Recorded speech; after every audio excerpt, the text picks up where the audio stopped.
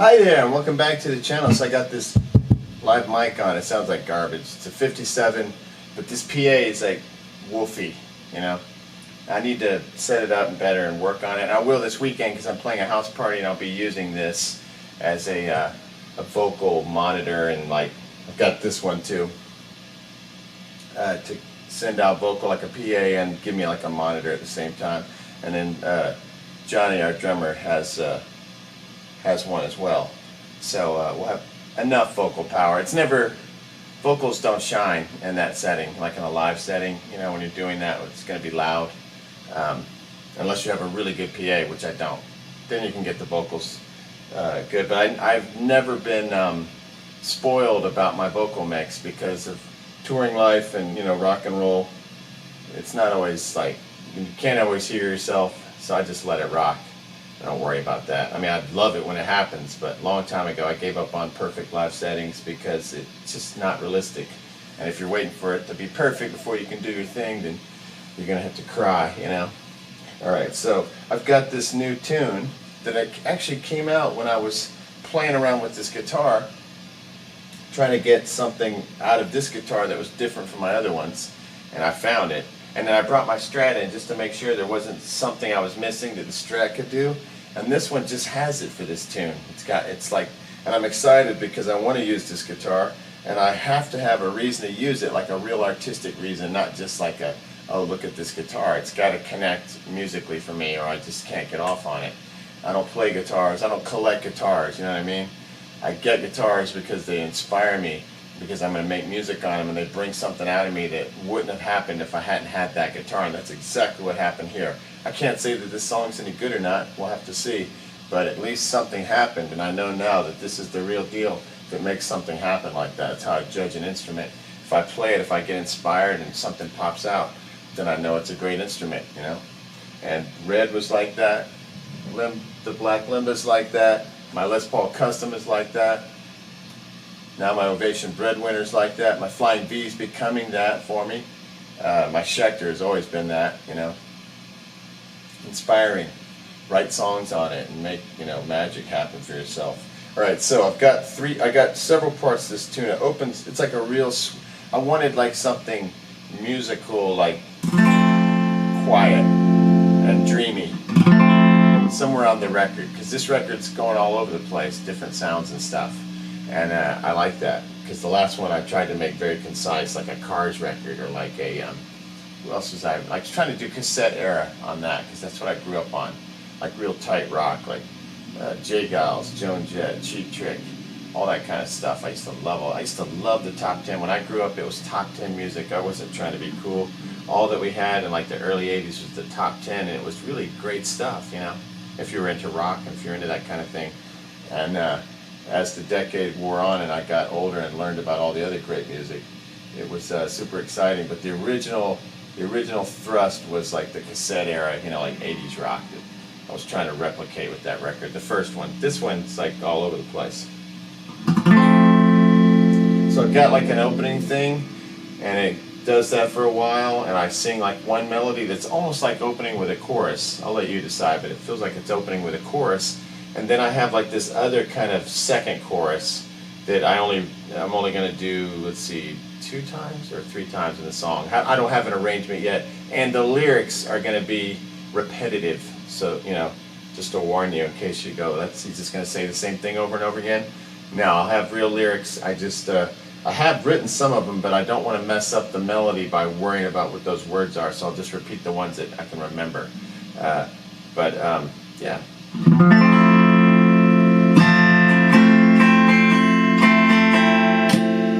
Neck pickup. Okay, so we got the Ovation Breadwinner. I've been playing around with the pickups. You can see my screwdriver, and when you see this thing, you know that you're in for a long night of tweaking. I tell myself that because you're not in for a long night of tweaking. I am. But anyway, I dropped the bridge down a little further just so I can get it to get nasty without feeding back. So watch this. It'll feed back a little bit when it first happens, but watch this.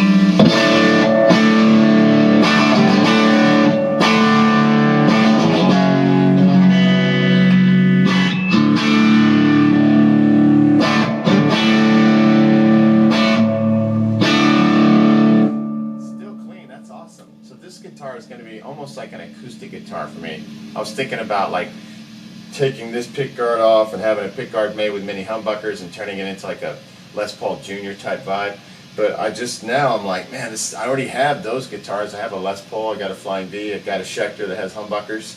This one is going to be like my clean machine, my acoustic guitar, my dream machine, like when I want to go into a dream state. It's going to be the breadwinner. It's born the year I was born, man. It's destined to be part of my life.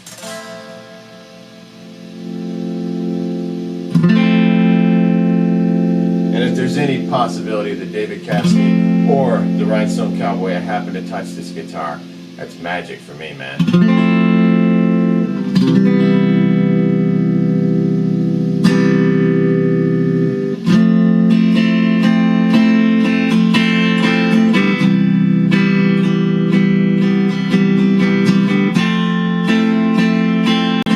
Oh, you know what? I didn't tell you what this song is about. Okay, so it's called The Spy for Love. At first, I was thinking of calling it The Spy of Love. I mean, The Fly of Love. Like a fly, like flying over. But I just kept saying fly, and fly reminds me of the movie The Fly. A friend of mine actually had fly as part of his nickname. I suddenly remembered that, and that was really actually a very good use of the word fly. Let's see, what other... Anyway, I got off fly because I remembered that King of the Hill, that's an amazing show, the greatest that ever was. But Kids in the Hall. Kids in the Hall, they had a sketch where the guy had a fly on his face, you know? It's like buzzing. It's hilarious. He's like, goes to a museum. The girl sees the fly. She's like, you know, she sends him a letter. He's like going through the notes, throwing them away all heartbroken because she had to dump him because of this fly. And then he opens the letter and she's trying to tell him, you know, look, you got a fly about right here on your face, but he never sees the letter because he's like crying and throwing the letters away. Freaking brilliant. Anyway, so I got off the fly idea and moved more to like, because I wanted the fly to be like, you know, flying over lightly, seeing all the suffering of the world and wanting to help, you know, doing something about it. So I was like, well, how about The Spy of Love? But then that sounds like you're spying on love. And another great band, In Excess, their record Shabu Shabba, which is, I think, their masterpiece, that has a song called Spy of Love on it, which I love. The whole record, I'm telling you, if you ever want to hear an amazing record that's a document to that transition era in the 80s where it was moving from post-punk, you know, and getting new wave and ska elements coming in, like what the Police were borrowing from the bands that were happening already in England. Well, that record is perfect, I'm telling you. It goes all the way. It's like a dance record, but it's also got some darkness to it. A lot more guitar, you know, than you would think. A lot of Telecaster on it. Man, it's awesome. Great, great, great album. But anyway, that Spy of Love, I was thinking, how about a Spy for Love? Like you're spying for love and you're hoping, you know, you're helping, you're cultivating this love thing, like you're floating around doing good and looking for people that are doing good so that you can emphasize it, you know. I was thinking that could be the character, because it kind of goes along with my other song, that's The Fighter. It's kind of like a This Land Is Your Land trip, you know, like a Woody Guthrie thing. Mainly just like, you know, everyone has got beauty, everyone's got magic. Let's celebrate the love, not the negative stuff. You know, I'm in that mood. I've been in that mood lately.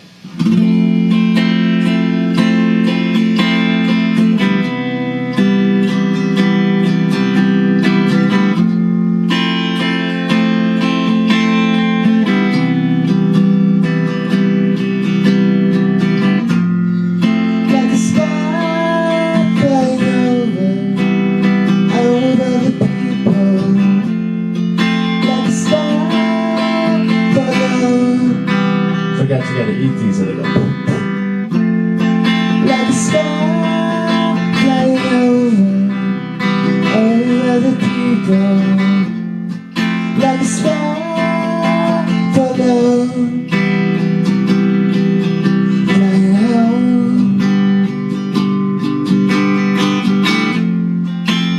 So let me try that one more time. You get the idea now how I am trying to start it.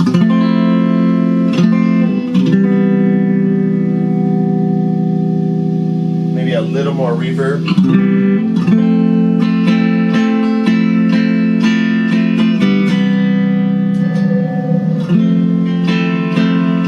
Yeah, a magical sound, a little dreamier sounding. I went to this other Carl Martin reverb. You can put two settings. One setting, it's the same circuit, but you can pick, which setting you want. A lot of reverb, a lot of tone, less tone, whatever combination of those two knobs on each side that you want to do. All right. And the other thing, the SM57 with this old woofy thing, if you get back on it, so you basically have to eat these mics, which I like. That's what I do live. Just get right up on it, boom. So when I'm going to play a show with a 57 or a 58, you get right on it, boom. And I'll tell you the grossest story of all time. So I'm used to playing with 58s. Jesus, that's noisy. I'm used to playing with 58s, 57s, and I'm going to play a show. Opening band was like doing all this crazy stuff. They were trying to be like Guar or something. I can't remember exactly, but they were kind of gross, And so they got done with their thing. I go up on stage, and the way I rock these mics is I just hit them. I put a foot down. I just dig into them, because that's the best way to treat them. They're proximity mics. They don't sound good until you get right up on them. And basically, a 57, 58, they sound best just like this. Like you just get right on it. And otherwise, if you get back, it's and you lose volume quickly. They're very, the proximity effect. And unlike a lot of mics, if you get close to a 57, it doesn't get woofy. The 58 gets a little thicker. That's why I prefer a 57. But anyway, I get up on this 58, and I'm breathing in, like to take a breath, and I just suck in like, I don't know, a tablespoon of beer spit, like right in. I think I swallowed some of it, because there's not much when you're singing. It's hard to like spit and stuff.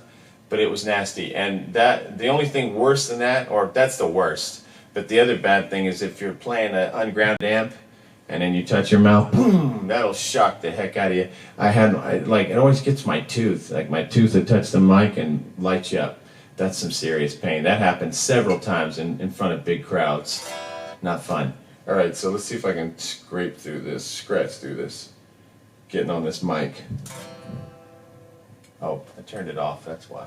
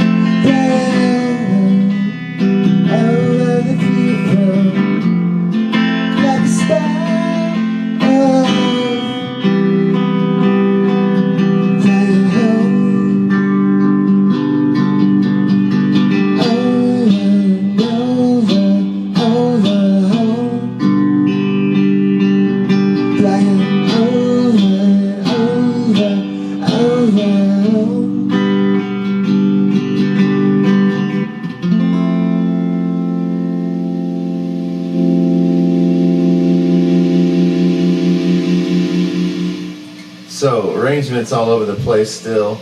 You can hear parts popping up and happening. It's just a matter of putting them in the right place. It's like heaven's high, flying over everything. Heaven's high, flying over everything. Like a spiral, flying over everything. Anyway, I don't know. It may suck, who knows? But I like it, and now I'm into towards the end of the record, looking for, things to fill out the album that don't have to be like singles, don't have to be the ones that you rock out first or that you maybe play live. I could picture like songs like this never happening live because they're just like little dreamy tunes on your record. You have to think about it as a whole record, or I have to think about it as a whole record. So you have like certain songs that do one thing on a record, and you have other songs that do another thing on a record. And if you listen to albums all the way through, you know exactly what I'm talking about. And if you don't, check it out. You might like it. All right, next time.